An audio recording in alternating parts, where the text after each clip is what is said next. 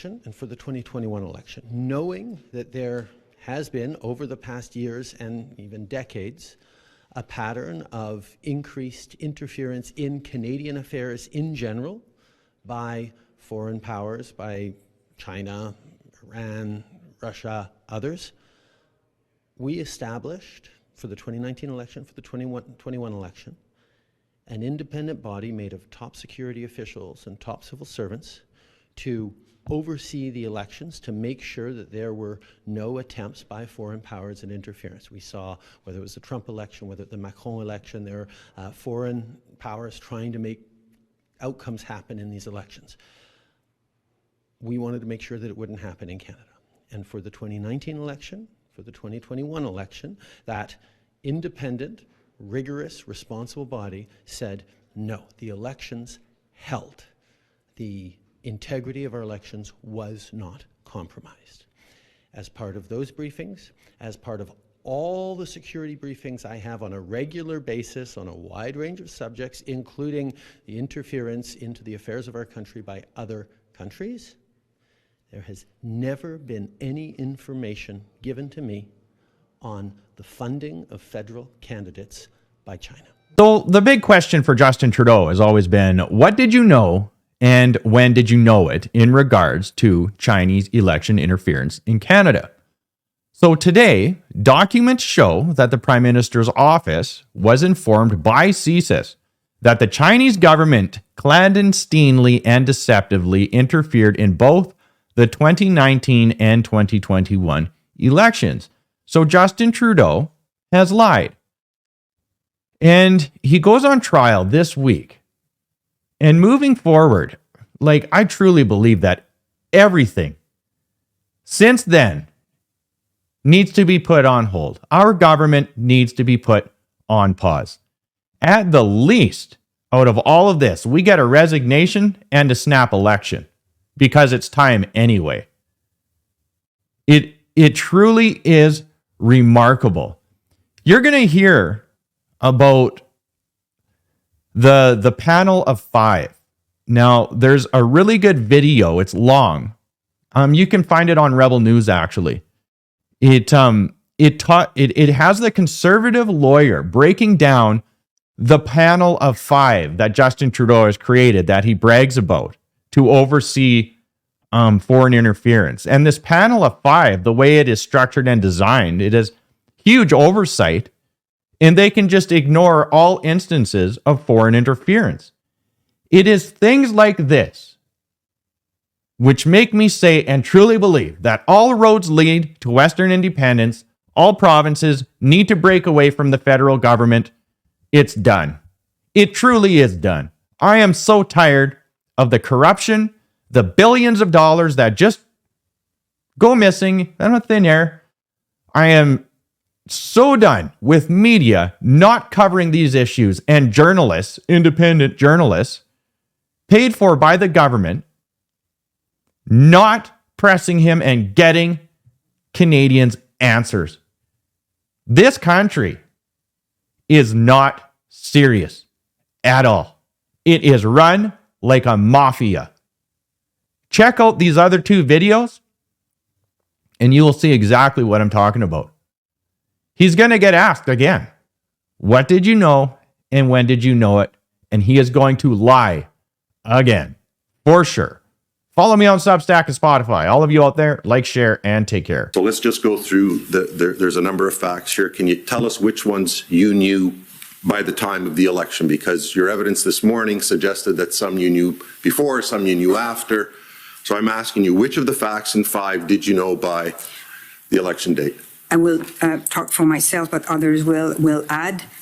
So the intel about the potential implication of 11 candidates, the intel about that. Sorry, can we do it this way? Sorry, let's do it by paragraph, by sentence. The first sentence. I don't know if I'll be able to do by paragraph. So I will tell you what I can tell in this forum. So I knew about intel regarding financial kind of tactics using PRC officials in Canada. I didn't know about the fact that it was going through potentially 11 candidates. That report regarding this intel came after the election. Can I ask you this question? Did you know by the time of the election that there had been at least 2 transfers of funds approximating $250,000 from the PRC officials in Canada? I don't recall receiving that level of granularities, that level of details. Do you recall receiving information that there was some amount of funds that had been transferred from PRC officials in Canada? As I said, I remember hearing about the tactics of using a financial channel or conduit using proxy to support some candidates. Okay, last question. As best as I can tell, based on the information that you've provided, as of the election date, October 21, 2019, the panel had information that there was at least a possibility of 2 transfers of funds from PRC officials in Canada, and you didn't think that that rose to the level of posing a threat to the integrity of the election in Canada. Is that fair? No, that's not fair, especially that when it comes to potential illegal financing system or channel, this is really under the jurisdiction of the Office of the Commissioner of Election. And I think that we have said that, and others too, that this information was relayed to this body. So in your view, if the evidence was concrete, they should have done something about it? If the intel was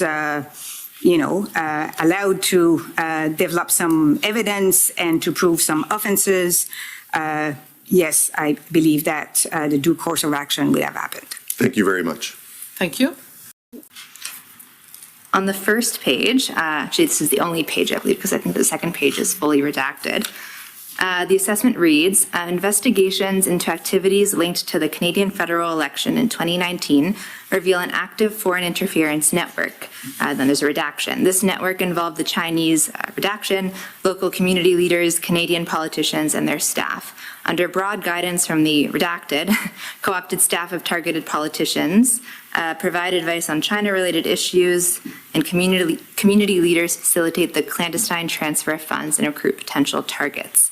Ms. Druin, have you seen this document before?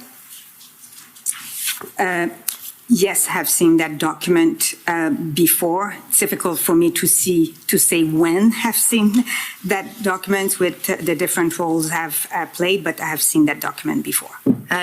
Do you recall, have you seen it before giving your witness statement that I referred to earlier? I've seen it following the leaks and the work have done in terms of the leaks investigation. Okay. So my question is, given that this document uses the term network and it's not just the media, does that change your opinion on the appropriateness of its use?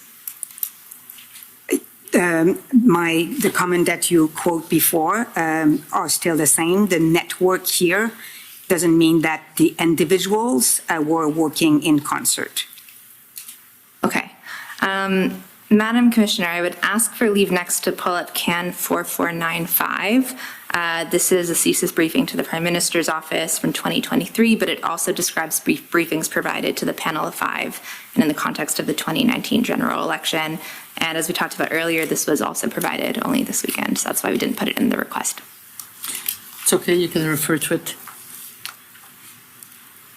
So if we go down to pages, starting at the bottom of page 3 and going into page 4, the document outlines that CSIS conducted various briefings. I'll just summarize this on the subject of PRC interference.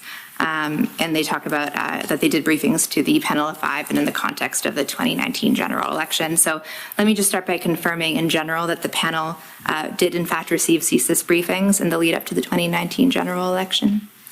I'm not asking on what topic yet. Yeah, sorry that it goes fast a little bit, so can you repeat your question?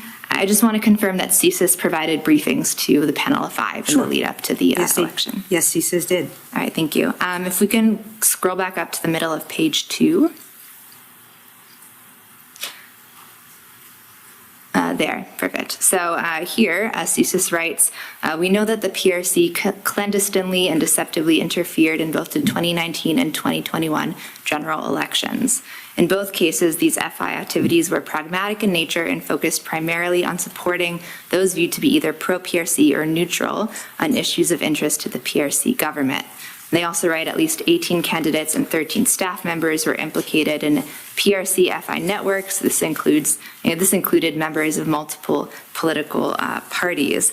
So my question for this panel is, in the panel's briefings with CSIS in the lead up to the election, did they use this sort of language? Is this the sort of information you received?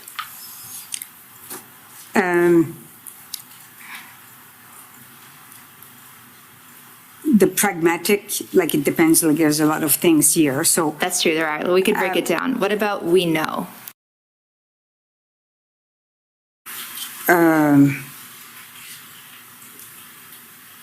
What I do remember, sorry, I don't even see. Excuse me, can we scroll up to the top of the document for Yeah. a minute? This is there, back to the So this. assertions in media reporting. Okay, so that is following the leaks. Thank you. That is really following the leaks, where a briefing was prepared in order to go back to the leaks and give information about what we knew and when regarding those leaks. So if we talk about PRC, and we see that also in the public summaries that we have sent to the Commission, that the approach and the tactic of PRC is really to do some pragmatic work in the sense that they are doing activities when they believe it is necessary to promote their own interests. So this is the type of language we heard regarding PRC.